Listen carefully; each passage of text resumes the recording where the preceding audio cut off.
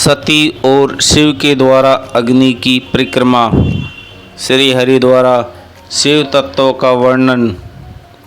शिव का ब्रह्मा जी को दिए हुए वर के अनुसार वेदी पर सदा के लिए अवस्था तथा शिव और सती का विदा हो कैलाश पर जाना।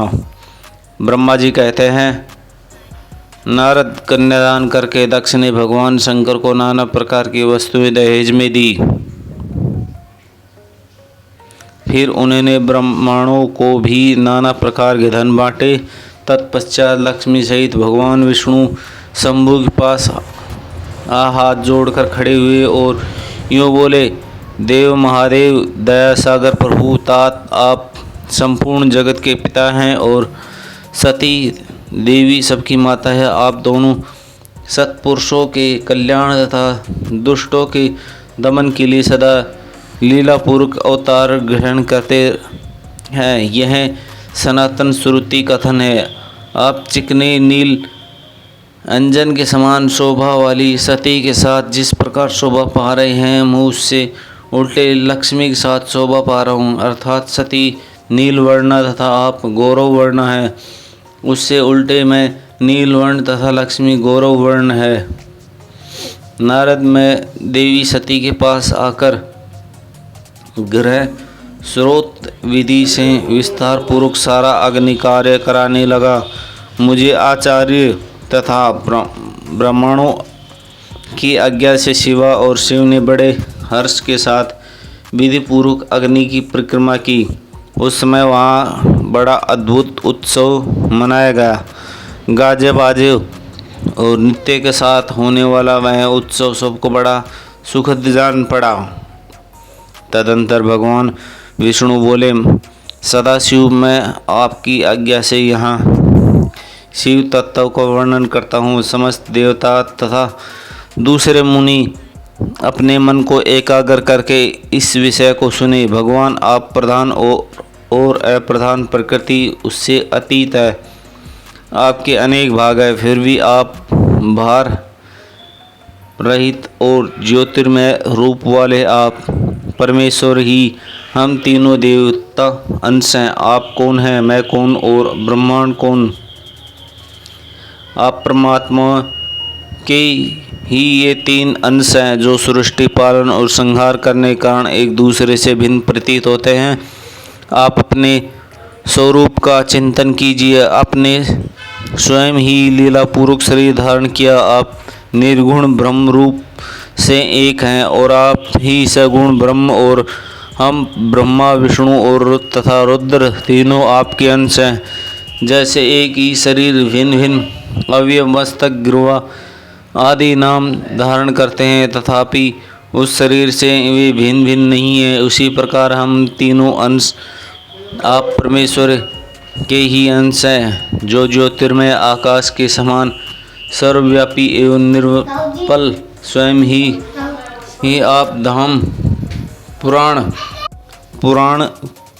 कुटस्थ अव्यक्त अनंत नित्य तथा दीर्घ आदि विशेषणों से रहित निर्विशेष ब्रह्म हैं। वही आप शिव हैं, अतः आप ही सब कुछ हैं।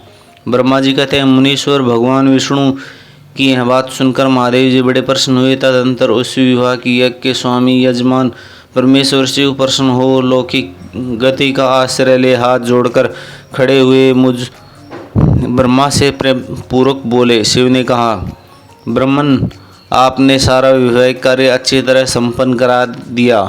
अब मैं प्रसन्न हूँ। आप मेरे आचार्य हैं, बताइए आपको क्या दक्षिणा दूँ? सूर्य ज्येष्ठ आप उस दक्षिणा को मांगिए।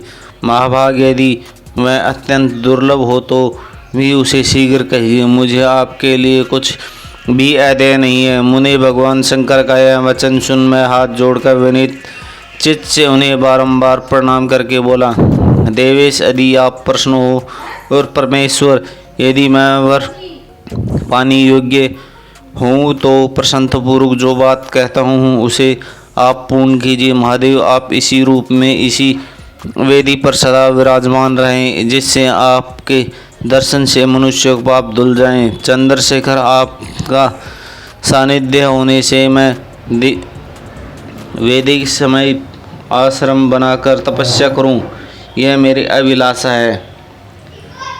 चैत्र के शुक्ल पक्ष में त्रयोदशी को फाल्गुनी नक्षत्र में रविवार के दिन इस भूतल पर जो मनुष्य भक्तिभाव से आपका दर्शन करे, उसके सारे पाप तत्काल नष्ट हो जाएं, विपुल पुण्य की वृद्धि हो और समस्त रोगों सर्वथा नाश हो जाए। जो नारी दुर्भगा, वंध्या, कानी अथवा रूपहीन हो, वह भी आपके दर्शन मात्र से ही अवश्य निर्दोष हो जाए। मेरी यह बात उनकी आत्मा को सुख देने वाली थी। इसे सुनकर भगवान शिव ने प्रसन्नचित्त कहा, विधात, ऐसा ही होगा। मैं तुम्हारे कहने से संपूर्ण जगत के हित के लिए अपनी पत्नी सती के साथ इस वेदी पर सुस्थित भाव से स्थित रहूँगा। ऐसा कहकर पत्नी सहित भगवान शिव अपनी अंगरूपणी मूर्ति को प्रकट करके वेदी के मध्य भाग विराजमान हो गए। तत्पश्चात सौजनों की स्नेह रखने वाले परमेश्वर शंकर दक्ष से वेदालय अपनी पत्नी सती के साथ कैलाश जाने को उद्यत हुए। उस समय उस बुद्धि वाले दक्ष ने विनय से मस्तक झुका, हाथ जोड़ भगवान वृषभदेव जी प्रेम पूर्वक स्तुति की। फिर विष्णु आदि समस्त देवताओं, मुनियों और शिव गणों ने नमस्कार पूर्वक नाना प्रकार स्तुति करके बड़े आनंद से जय जयकार किया। तदंतर दक्ष की आज्ञा से भगवान शिव ने प्रसन्नता पूर्वक सती को वृषभ की पीठ पर बैठाया और स्वयं भी उस आरूढ़ हो गए।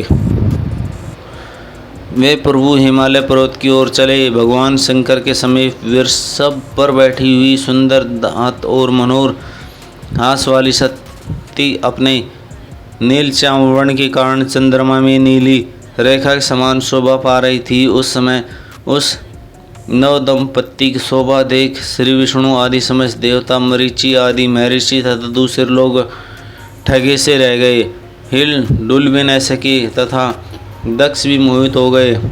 तत्पश्चात कोई बाजे बजाने लगे और दूसरे लोग मधुर स्वर में गीत गाने लगे।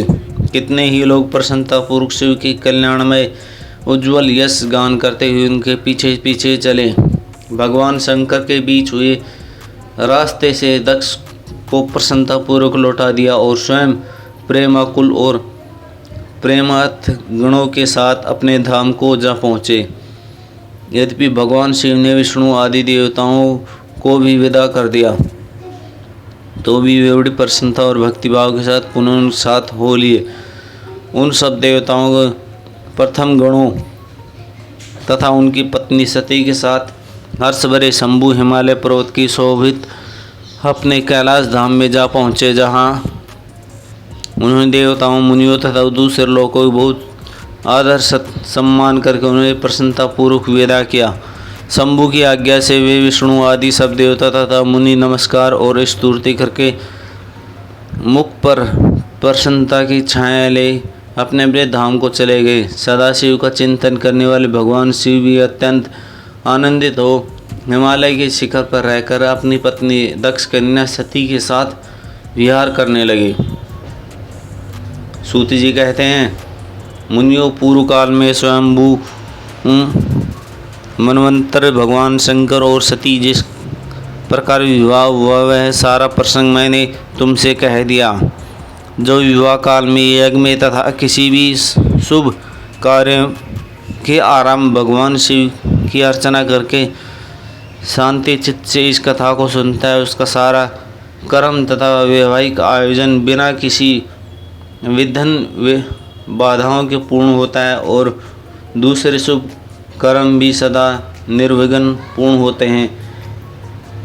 इस शुभ उपन्यास को प्रेम पूर्वक सुनकर विवाहित होने वाली कन्या भी सुख, सौभाग्य, सुशीला और सदाचार आदि सद्गुणों संपन्न साध्वी स्त्री और पुत्रीवती होती हैं।